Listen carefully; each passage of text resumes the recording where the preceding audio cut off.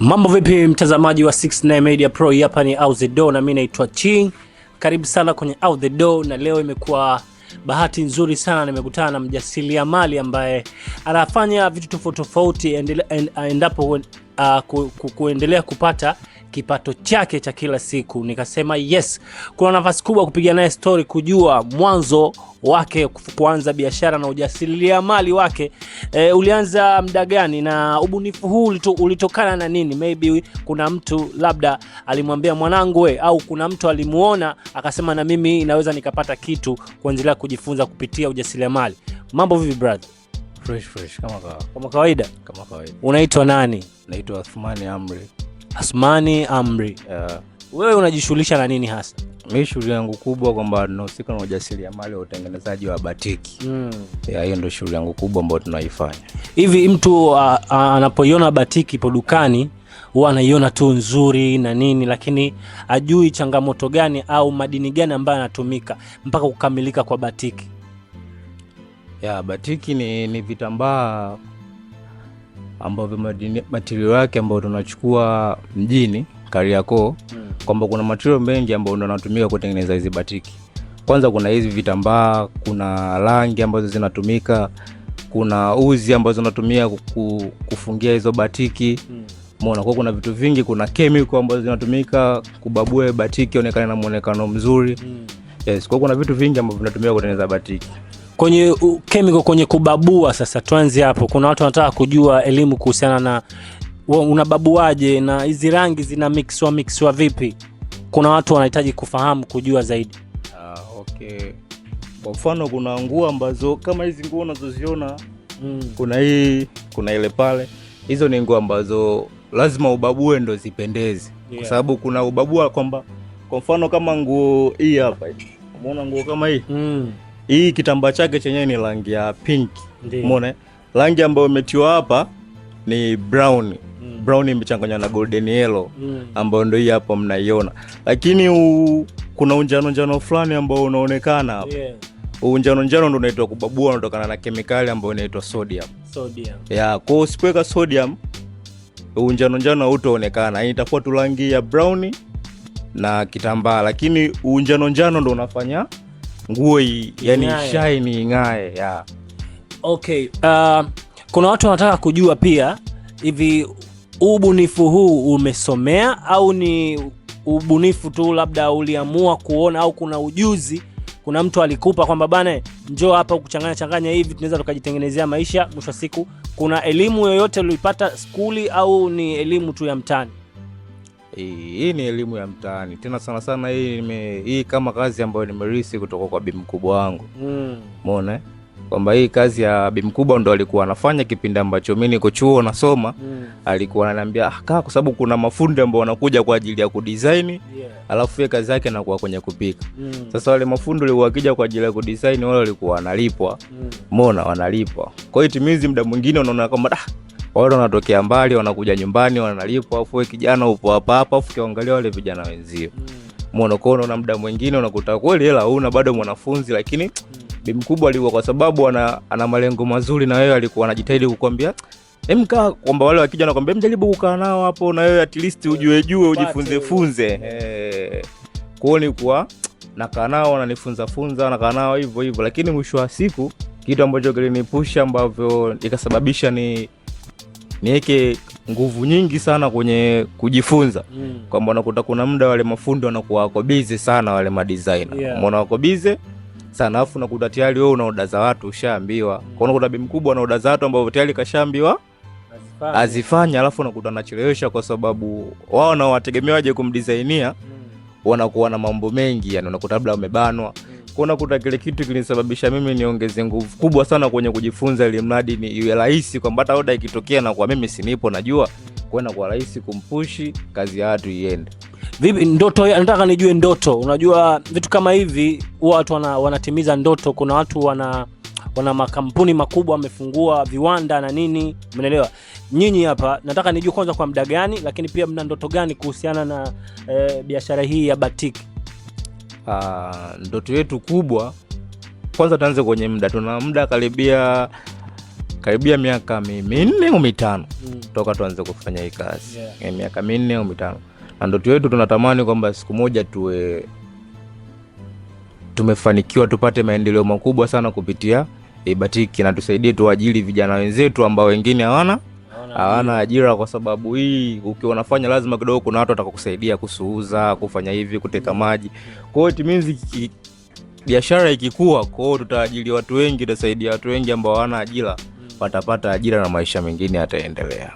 Mara ya mwanzo unaanza kutengeneza batiki, ukasema sasa hapa mimi hii nimewini, yani kitambaa hiki mimi nimetengeneza mwenyewe, yani mara ya kwanza unasema na pia mzigo ukauzika.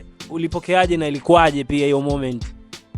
Mara ya kwanza ni kwamba siku zote kitu ambacho kikifanya mwenyewe, yani kwamba umekifanya, umeonyesha juhudi zako, alafu kweli kikakubali, kikatiki, yani kwamba furaha yake kila mtu anajua jinsi ilivyo. Kwa sababu unaona kwamba ni kazi ya mikono yako, alafu Mungu amebless kweli imeenda. Japo mara kwanza inakuwa sio rahisi, yani mpaka inafika kipindi inanyooka ni kwamba ushaharibu sana. Umeona, ushaharibu sana, lakini watu wanakuwa zeo ulivyoharibu watu waone, wanakuja kuona tu kwamba jamaa anajua, lakini weibaki ambapo vitu vilivyopitia wanakuwa hawavijui. Kwa hiyo timizi furaha kwanza, kitu kifanikiwa unakuwa unashukuru Mungu, afu unaona hii ni ngazi nzuri ambapo kuelekea ngazi nyingine. Kwa hiyo ukifanikiwa kitu unakuwa unapata moyo kwamba nitajitahidi nifanye better zaidi hapa, kuliko ufanye kitu alafu uwe kina drop, unaona end of the day mbona kama anapoteza muda. Umeona, kwa sababu kitu mwanzo, siku zote kila kitu mwanzo ni mgumu. Kwa hiyo kuna muda unaona mbona kama anapoteza muda, lakini kikubwa unakuwa na imani tu, kwa sababu mimi kikubwa na imani kubwa sana na hii kazi ya batiki. Na imani kubwa sana ni kwamba nimeamini kwamba one day ipo siku nitafanikiwa au nitaajiri watu wengi kupitia hii kazi. Kwa sababu na imani kubwa, na siku zote sehemu yote utakapowekea imani, Mungu ndiye anafungua milango yake. Mama ana nafasi gani kwenye biashara yako au kwenye biashara yenu hii? Mama ana nafasi kubwa sana. Yani mama ana nafasi kubwa sana kwenye biashara. Yani kwamba niseme kama yeye kama ndo kiongozi, yeye ndo kama boss, yeye ndo kama, kwa sababu push kubwa sana yeye ndo anaitoa. Yani yeye ndo anaonyesha jitihada kubwa sana mpaka mimi nimefika hapo. Kwa hiyo maana niseme bila Bi Mkubwa kusimamia, mimi nisingefika hapa, kwa sababu yeye ndo kaforce mimi niwe hapa. Mimi niko na ndoto zingine, kwa sababu mimi nimesoma. Umeona, mimi nimesoma, lakini end of the day kwamba unajua kwamba elimu yetu ya kibongo hapo unaweza kusoma alafu ajira usipate. Ajira ni mipango ya Mungu. Kwa hiyo unaona sasa kwa nini unaweza ukaforce sana kwenye elimu, aketi kuna kitu unakiona kabisa kwamba nikitia miguu miwili hapa nikikoma nacho natoboa. Kwa hiyo nikaona kuja nicheze kote na kote, huku pakifeli huku natoboa. Tuje kwenye elimu yako sasa. Nadhani ukiwa mbunifu wa vitu kama hivi na ukiongeza na elimu, manake mambo huwa ananyoka moja kwa moja. Wewe una elimu gani? Na nataka nijue cheo chako kwenye elimu na ilikuwaje pia. Mimi kwenye elimu nilisoma mpaka na diploma mimi ya IT information technology, na diploma information technology, na kwamba sio kama ndo nimeishia mwaka huu na mpango wa kuendelea bachelor degree ya computer engineering. Lakini kwamba kuna kitu kidogo kimenisimamisha kutokana na hii kazi. Umeona, kwa sababu unaona wazazi wanategemea hii kazi ambayo mimi naifanya ndio maisha mengine yaende, afu na wadogo zetu. Kwa hiyo nikaona ngoja kwanza niifanye hii biashara kidogo, mambo yakiwa fresh, elimu ipo tu, nitarudi na nitaendelea, kwa sababu huwezi kujua Mungu kwa kuandikia wapi. Una moment gani unazikumbuka ukiwa chuo na sasa hivi uko na madhali umeshasoma, maana uko unatamani kupata ajira, kuendeleza kukuza hivi vitu ambavyo viko mtaani, unaelewa? Nataka kujua kuna baadhi ya watu pia wanajiongeza kwenye elimu na wanapata IQ kubwa. Nataka kujua kwa upande wako, elimu imeplay part kubwa sana, mama ameplay part kubwa sana kwako wewe. Sasa unaionaje hii biashara yako na ukichanganya na elimu? Kwa sababu mimi nimesoma na masuala ya teknolojia, mambo ya information technology. Elimu yangu inanisaidia sana kupush biashara zetu hizo kwenye social media. Kwa sababu kuna sponsored ad ambao tunalipia Facebook, umeona? Kwa sababu mimi vile vitu inajua kidogo inakuwa rahisi hata kulipia yale matangazo, kuboost biashara yetu iende. Umeona? Kwa hiyo inakuwa rahisi sana kwa sababu elimu yangu inanisaidia hapo. Kwa kama na issue zingine labda za kwenye mitandao, vitu vingi ambavyo labda mama hajui na kuwa namsaidia kwamba fanya hivi, ni hivyo. Kwa hiyo elimu yangu inanisaidia sana kwenye. Ushawahi kuapply kazi alafu ukawa mshahara mdogo ukasema mimi siwezi kufanya? Inawezekana imetiki kabisa, lakini ukaamba bwana sitakulipa kiwango kidogo hichi hapa, alafu ukasema mimi siwezi. Kazi nilishawahi kufanya, kuna sehemu nilishawahi kuapply kazi na nikapata nikawa nafanya. Lakini kwamba kiwango ambacho alichokuwa wananilipa kiukweli, kwamba mimi mwenyewe nikiforce kwenye biashara ambayo nafanya naweza nikapata hata mara 3 ya hicho. Kwa hiyo mwisho wa siku nikaona kama nitachelewa. Yani nitafanyaje? Yani kuna kitu kabisa ambacho nakiona kwamba nikiforce nitafanikiwa. Lakini nikikomaa kwenye masuala ya kuajiliwa kutokana na kitu nilichokisomea, muda mwingine naona kama nitachelewa. Kwa hiyo sasa hivi na push sana kwenye biashara yangu, maana yake ikue, kwa sababu kikubwa tufanikiwe. Kikubwa tufanikiwe. Kwa hiyo hata mimi leo kesho nikija kufanikiwa naweza kumwajiri mtu ambaye amesoma. Pia nataka kujua mna place, labda mna frame mmepanga, mnapeleka nguo zenu, mabatiki yenu, au ndo mnachukua mzigo tunapeleka Kariakoo kwa jumla, maisha mengine yanaendelea, tunaandaa mzigo mwingine, au pia anakuja kwa order? Frame tunayo, unaona, frame tunayo, na pia mzigo mwingi tunapeleka mjini kwa wafanyabiashara wenzetu wadogo wajasiriamali. Kwa hiyo means tunachukua order zao, tunawatengenezea, tunawapelekea, na mzigo mwingine tunauchukua tunaupeleka kwenye frame. Umeona? Kwa hiyo means tunapiga kote. Kwa hiyo Mungu akibless kwenye frame, wateja wakija mambo yanaenda, na mjini hivyo mambo yanaenda. Kwa hiyo kikubwa tu Mungu abariki. Na huwa mnauza kwa rejareja au pia mnauza kwa jumla, na inakuaje mauzo yake?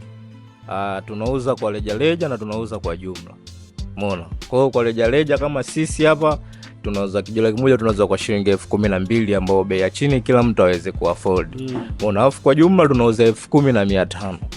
Tunauza 10,500. Hiyo ndio bei yetu ya jumla. Kwa jumla tunaanzia pisi 20. Hiyo ndio bei yetu ya jumla, na pisi 20 ndio tunazoanzia. Na hapa mpo wangapi ambao mna design hizi batiki? Hapa kwa mtaani au kwa mtaani hapa tupo kama 3-4 hivi.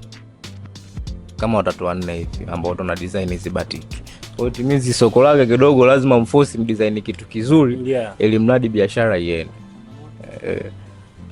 Nataka nijue pia kuhusiana na changamoto ambazo mnapitia kwenye biashara ya batiki. Lakini pia kuna swali nataka kuinspire watu waspire, maana kuna baadhi ya watu pia wanaona kama kufanya ujasiriamali mwenyewe kama kupoteza muda, umenelewa, au kuanzisha kitu chako kama ni kitu cha unapoteza time, umenelewa. Nataka tuanze kwenye changamoto, lakini waspire watu ambao wanatutizama kwako wewe, umenelewa, umesoma na nini, lakini umeweza kuchukua elimu ya Bi Mkubwa kuifanyia kazi na kuweka ndoto kubwa sasa hivi. Changamoto zipo sababu sisi bado ni wajasiriamali wadogo. Changamoto kubwa mjasiriamali mdogo siku zote inakuwa gani? Capital, masuala ya msingi. Umeona? Kwa msingi kidogo unakuwa huko chini, japo tunaupush uendelee kukua, kwa sababu siku zote kwenye biashara siku zote kuna ups and down. Umeona? Kuna muda unaweza unapanda na kuna muda unashuka. Kwa hiyo timizi mtaji wako ukiwa mdogo, ukishuka unaweza ukateteleka kabisa, lakini at least ukiwa na msingi mkubwa hata kama biashara ikishuka msingi wako unakubeba, unaanzisha tena product nyingine, unaingia na tena mzigoni. Mimi nataka uongee na vijana ambao sasa hivi wanakutizama na watapata neno kutoka kwako na watajifunza. Okay. Kwa vijana ambao wenye rika kama mimi, na washauri tu kwamba kwenye maisha usichague kazi cha kwanza, kwa sababu kuna muda mwingine mtu akiwa anatengeneza batiki akikuona ana kama anakudharau, lakini usichague kazi. Hicho cha kwanza. Alafu chengine, amini unachokiamini. Amini unachokiamini. Yaani siku zote kitu ambacho unachokiamini kipambanie. Kwa sababu siku zote mwanzo unakuwa mgumu sana. Na siku zote ukiona kitu mwanzoni kinakuwa kigumu sana, jua mbeleni kuna wepesi mkubwa sana. Umeona? Ndio maana naambiwa siku zote yani lazima giza liingie mradi nyota zionekane. Umeona? Kwa hata ukiona changamoto zinakujia kwenye maisha, unafanya kazi lakini kuna vitu haviendi, usikate tamaa. Muamini Mwenyezi Mungu, kwa sababu yeye ndo mtoa kila kitu. Na yeye siku zote ana macho na masikio, anatusikia. Kwa hiyo kubwa tusikate tamaa, tuamini tunachokiamini, naamini kesho yetu itakuwa beta zaidi, kwa sababu wenyewe wanasema kesho nzuri hujengwa na leo mbovu. Huo ndio ujumbe na hapa. Kwa uwekezaji ambao unatusupport hapa, hapana. Yaani kwamba mwekezaji mkubwa tuseme au support kubwa ni mimi na mama yangu. Yaani huyo ndio support kubwa sana, na mwingine ni na bibi yangu.